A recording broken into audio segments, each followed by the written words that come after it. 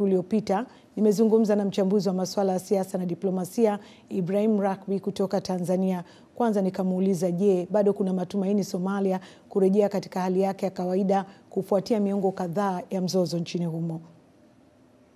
Shukuru sana Mary, ni kweli ulichokisema kuwa kumekuwa na mtiririko wa masuala kama hayo.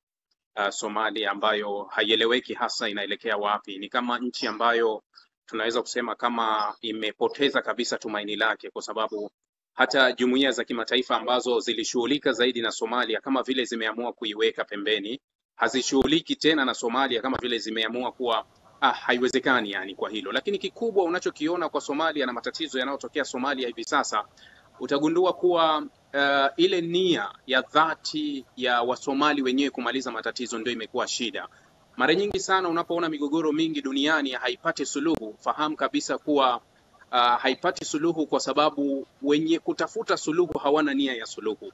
Kwa sababu matatizo mengi yanaletwa na wanasiasa, na ndio wanakuwa wameshikilia misimamo ambayo wanaiamini.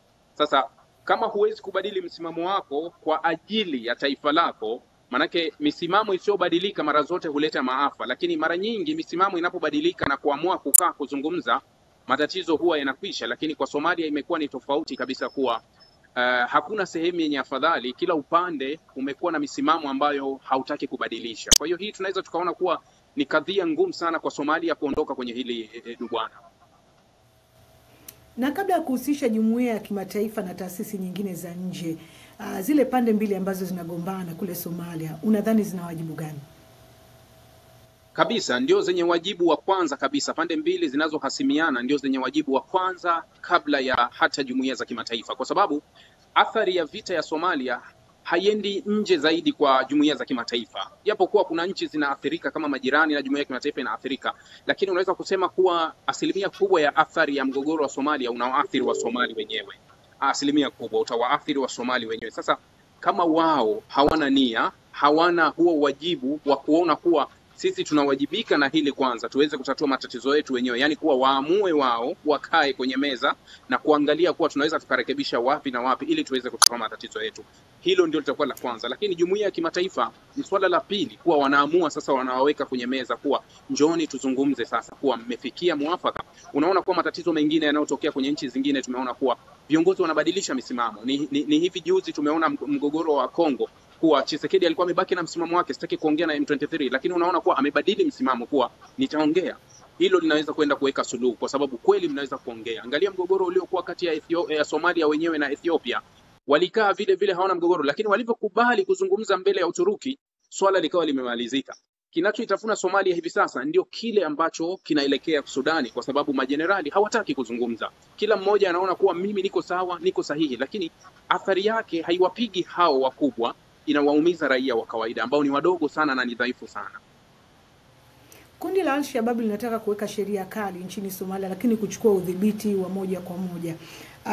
Ili kutokomeza kundi hili, nini kinatakiwa kifanyike na ushirikiano wa aina gani unahitajika hapa? Kwanza ifahamike kitu kimoja tu, kuwa sidhani wala siamini kama imewahi kufanyika tathmini kamili ya kufahamu wa Somali wenyewe wanataka nini. Kwa sababu vyombo vya habari mara zote huwa wananyoosha mikono na vidole kwa Al-Shabaab. Lakini je, wa Somali wanazungumza nini kuhusu Al-Shabaab? Kwa sababu Al-Shabaab inabaki kuwa ni kundi ambalo sio rasmi, lakini kiuhalisia linaungwa mkono na Wasomali wengi wa ndani ambao pia hawajitambulishi moja kwa moja, kwa sababu Al-Shabaab imejichomeka kwenye damu kabisa na kwenye familia za Kisomali ambazo hata kwa watawala wa sasa, na ndio maana imekuwa vigumu kulimaliza hili kundi, kwa sababu hili kundi linapata taarifa zote za mipango ya serikali ya Somalia hata kabla hazijafanyika, kwa sababu ndani ya serikali ya Somalia pia kuna mabaki mazalia ya Al-Shabaab.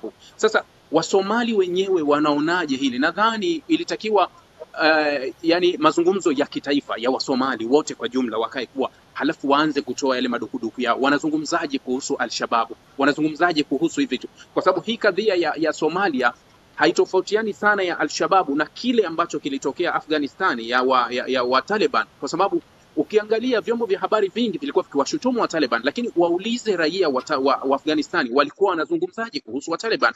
Utaona kuwa kuna idadi bado pia ilikuwa inawaunga mkono wa Taliban. Ndio kilichopo Somalia, kuwa kuna idadi ya Wasomalia ni kubwa tu kwa namba inawaunga mkono Al-Shabaab, na ndio maana kupambana na Al-Shabaab imekuwa vigumu, kwa sababu pia wanalindwa na jamii yenyewe ya Somalia ambao kuwa wanaona kuwa hawa wanaweza kubaki pale. Kwa hiyo kutoa tatizo la Al-Shabaab ni lazima mazungumzo ya kitaifa ya pamoja ya Wasomali wakae, halafu wajadili haya matatizo wao bila kuingiliwa na jumuiya za kimataifa. Walapokuwa wamefika kuwa sasa hapa tumefikia muafaka, waombe usaidizi wa kimataifa, wataweza kumaliza matatizo yao.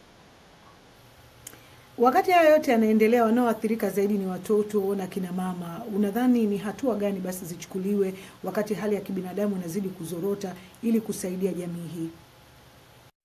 Kabisa, athari yote ya vita huwa inaathiri makundi ya wanawake, watoto na wazee, ndio wanaoathirika kwa kiwango kikubwa kote duniani, na ndio iko hivyo. Na Somalia sasa tunaenda ni miaka, kwa sababu Somalia imevurugika toka mwanzo wa miaka ya 90, imevurugika mpaka leo haijakaa sawa, zaidi ya sehemu chache kama kule Hargeisa na sehemu zingine chache ambazo zinaweza zikatulia. Kwa hiyo kama hii sehemu inaathirika na hii athari inagonga sana kwenye hii sehemu, hakuna suluhu nyingine yoyote inayowezekana kwa hivi sasa. Nimekuwa nikizungumza sana kuhusu migogoro ambayo inatokea mfano kwenye nchi kama za Kiafrika. Migogoro inayotokea kwenye nchi za Kiafrika, ukitazama Afrika karibu yote ni sehemu ndogo na nchi chache Afrika zinazozalisha silaha. Kwa hiyo utaona kuwa kwa nini migogoro inaendelea kubaki? Kwa nini watu wanauana? Kwa nini hivi vikundi vyenye silaha kila mwaka vina advance zaidi kuwa na silaha bora zaidi? Kwa nini tusianzie hapa? Wanatoa wapi silaha? Nani anawapa silaha? Utirishaji wa silaha unapitia wapi?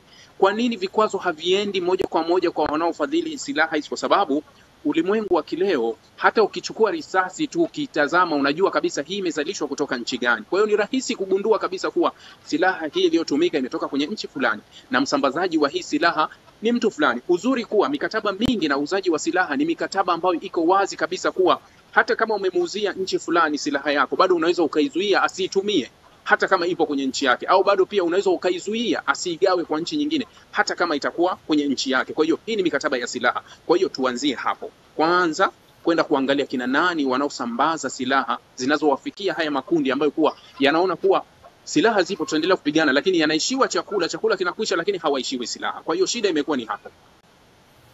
Shukran sana Bwana Rakmi, na kushukuru kushiriki nasi katika kipindi chetu cha leo. Asante.